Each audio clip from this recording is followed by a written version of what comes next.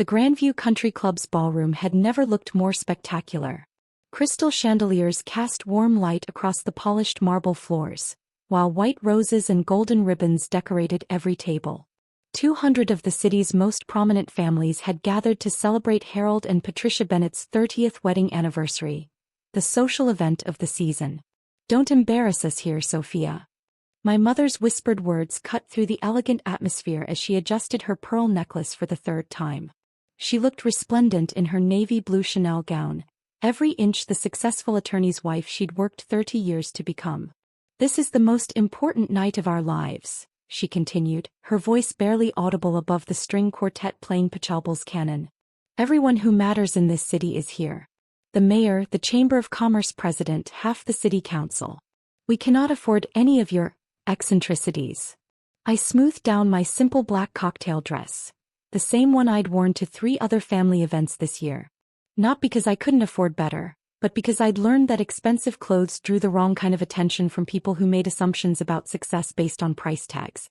"I understand, Mom," I replied quietly, watching my younger brother Michael work the room in his perfectly tailored tuxedo. At 28 he was already making partner at Dad's law firm, following the approved family path toward respectability and social status. Dad appeared at Mom's elbow, resplendent in his custom-made dinner jacket. Harold Bennett, senior partner at Bennett & Associates, the man who'd built his legal practice into one of the region's most respected firms over 3 decades of careful relationship building and strategic networking. "Sophia," he said, his voice carrying that familiar tone of barely contained disappointment. "I see you decided to come after all. It's your anniversary, Dad." "Of course I came." "Well, just try to blend in tonight, all right? Don't mention your little art projects or whatever it is you do in that warehouse. If anyone asks, tell them you're in commercial real estate development." "That sounds respectable."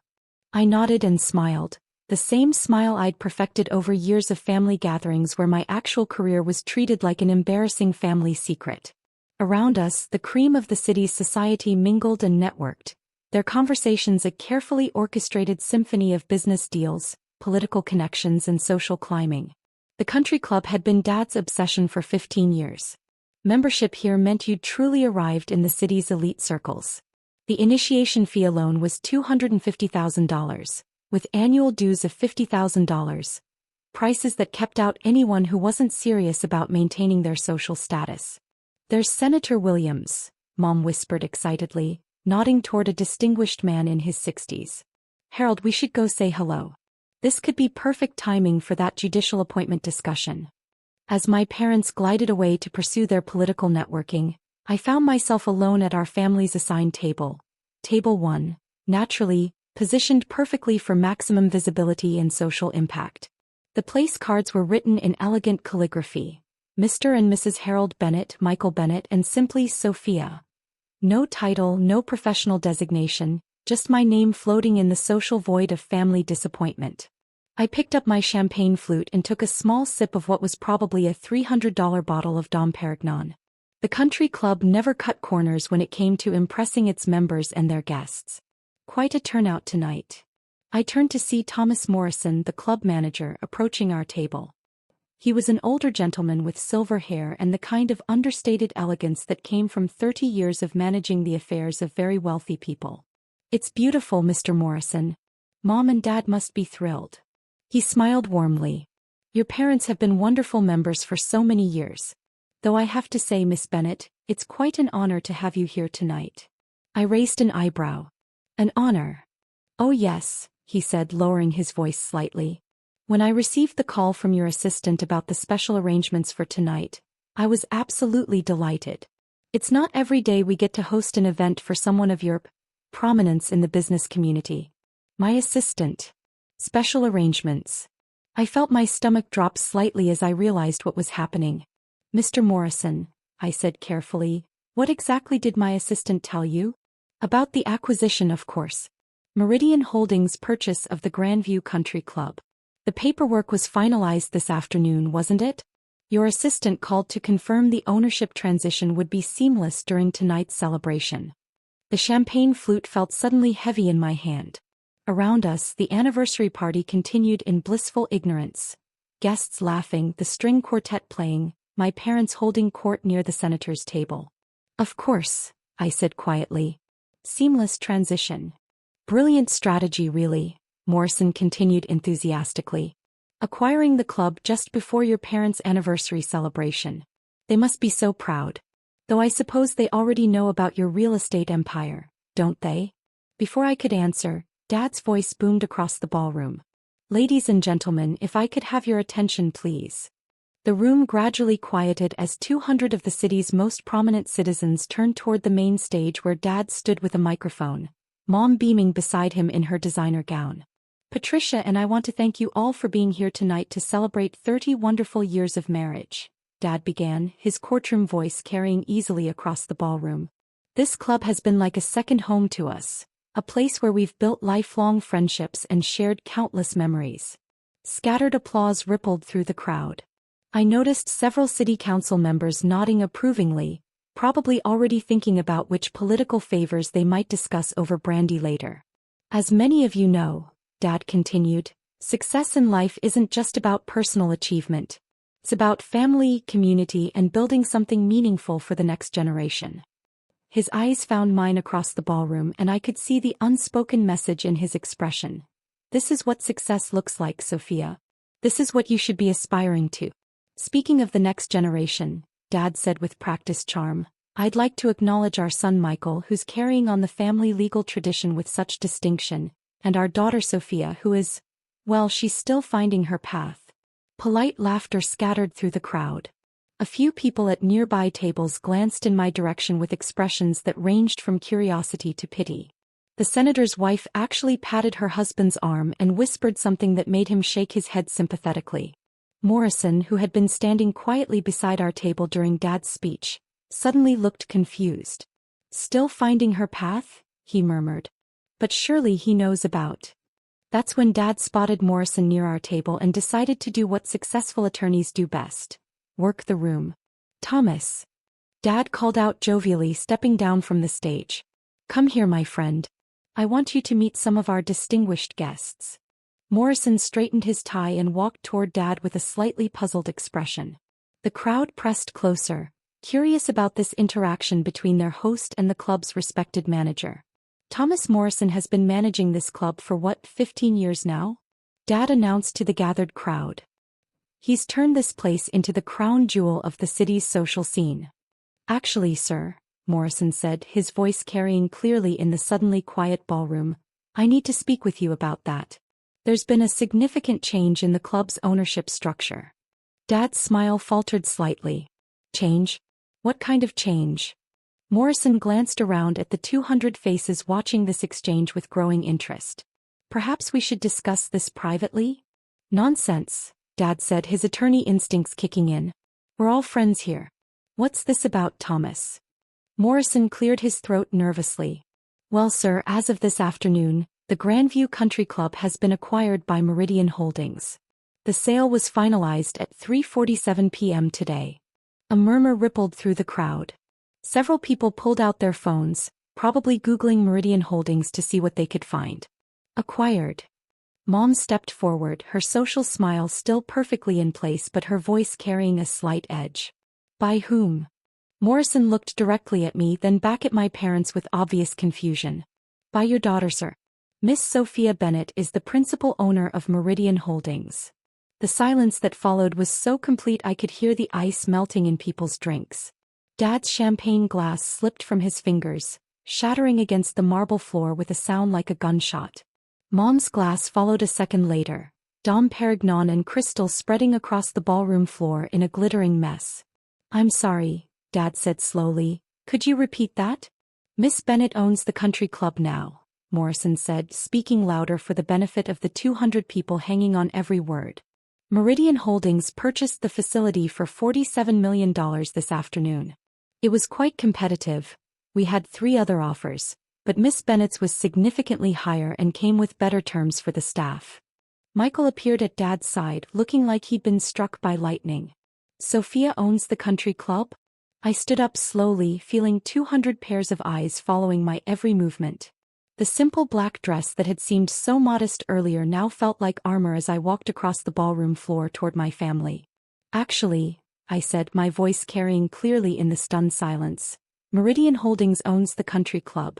It's just one property in our portfolio. Your portfolio? Mom whispered. I pulled out my phone and opened my real estate management app, the same app one checked every morning to review overnight reports from our properties across 12 states. We own 43 commercial properties, including 6 hotels, 12 office buildings, 8 retail centers, and now 17 private clubs. The room was so quiet you could have heard a pin drop. Even the string quartet had stopped playing. But you said you were in commercial real estate development, Dad said weakly. I am in commercial real estate development, I replied.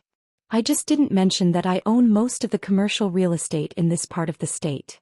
Senator Williams stepped forward from the crowd, his political instincts clearly intrigued by this unexpected development. Miss Bennett, I had no idea we had such a significant business owner in our community. How large is your operation? Meridian Holdings manages approximately $2.3 billion in property assets, I said matter-of-factly. We employ about 800 people directly and support roughly 3,000 jobs indirectly through our various properties and developments. The murmur that ran through the crowd was like electricity. I could practically see people recalculating their entire understanding of the Bennett family hierarchy. 2.3 billion? Michael repeated, his voice cracking slightly on the word billion. That's the conservative valuation, I explained. The Seattle expansion we're planning should add another $600 million by next year. Morrison was beaming now, clearly delighted by this turn of events. Miss Bennett has been incredibly generous with our staff, by the way. She's implementing a profit-sharing program and providing full healthcare coverage for all employees. Mayor Davidson pushed through the crowd, his political radar fully activated. Miss Bennett, I don't think we've been properly introduced. I'm Mayor Davidson and I have to say this is quite impressive. Have you considered any public-private partnership opportunities with the city? Before I could answer, my phone rang with the distinctive tone I'd assigned to my chief financial officer. I glanced at the screen. Robert Chinfifo. Excuse me, I said to the crowd. I need to take this. It's about the Portland acquisition. I answered the phone without putting it on speaker this time. I'd learned that lesson from too many dramatic family moments. Hello, Robert. Sophia, great news. The Portland deal just closed. $340 million for the entire waterfront development project. We officially own the largest mixed-use development on the West Coast now. I couldn't help but smile. Excellent. Any complications? None. The city council was thrilled to have a developer with our track record taking over. They're especially excited about our affordable housing commitment. Perfect. I'll review the integration plans tomorrow. Actually, there's one more thing. That interview request from Forbes about being the youngest woman to own over $2 billion in real estate assets? They want to schedule it for next week. I glanced around at 200 faces staring at me with expressions ranging from awe to complete bewilderment. Let me call you back about that, Robert. I'm at a family event. Of course. Congratulations again on the Portland deal. This puts us ahead of schedule for the $5 billion portfolio target. I ended the call and slipped my phone back into my purse. The ballroom remained absolutely silent. $5 billion? Dad asked faintly. That's our 3-year growth target, I explained. We're currently ahead of schedule. Mom had gone completely pale. Sophia, I don't understand. If you own all this, why do you live in that little apartment? Why do you drive that old Honda? Why didn't you tell us? Because I wanted to see if you'd love me and respect me when you thought I was just someone who was still finding her path, I said gently. I wanted to know if your pride in me was conditional on my net worth. The truth hung in the ballroom air like incense from a cathedral. For years, you've introduced me as the daughter who hasn't figured things out yet. You've apologized for my lifestyle, dismissed my work, and treated my career choices like they were temporary phases I'd eventually outgrow. I looked around at the crowd of the city's most prominent citizens, all hanging on every word of this very public family drama. But I have figured things out. I just did it quietly, without fanfare, while you were looking for the kind of success that comes with expensive clothes and social recognition. Morrison stepped forward with a gentle cough. Miss Bennett, if I may, would you like to address your guests about the club's future? Many of them seem quite curious about your plans.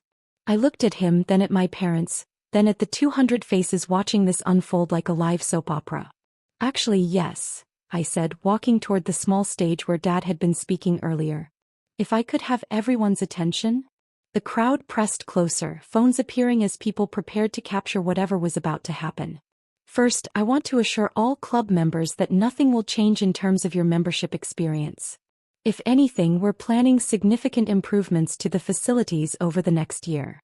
Relieved murmurs rippled through the crowd. These were people who valued stability and exclusivity above all else. Second, I want to announce that in honor of my parents' 30th anniversary, the Harold and Patricia Bennett Community Foundation will be established with an initial endowment of $50 million. The gasps from the crowd were audible. Mom actually swayed on her feet and Michael had to steady her. The foundation will provide legal aid services to low-income families and educational scholarships for students pursuing law degrees. I looked directly at my parents, who were staring at me like I'd descended from another planet. Because while you've spent 30 years building something impressive, I've spent 10 years building something meaningful. And tonight I'd like to combine those efforts. Dad's eyes filled with tears. The first time I'd seen him cry since my grandfather's funeral. Sophia, he said, his voice breaking, I'm so sorry. We never knew. We never understood. I know, Dad. But now you do. I stepped down from the stage and walked back to our family table, where our place cards still sat in their elegant calligraphy. I picked up the card that simply said Sophia, and smiled. Tomorrow I'd have Morrison print new ones. But tonight, for the first time in my adult life, my family knew exactly who I was. The string quartet resumed playing and gradually the party atmosphere returned. But now the conversations had a different energy. People weren't just networking anymore. They were trying to understand how they'd completely missed the fact that one of the city's most successful business owners had been sitting quietly at family dinners for years while everyone assumed she was a failure. My phone buzzed with a text from my assistant. Portland media wants interviews about the waterfront acquisition. Should I schedule them? I looked around at my parents, who were now surrounded by city leaders wanting to discuss the new foundation, and at Michael, who was answering questions about what it was like to have a billionaire sister he'd never known existed. I typed back, schedule them for next week. And Sarah? Make sure they know the foundation announcement happens here first. This is still my parents' anniversary party. Some things I'd learned were more important than business. Even when business was very, very good.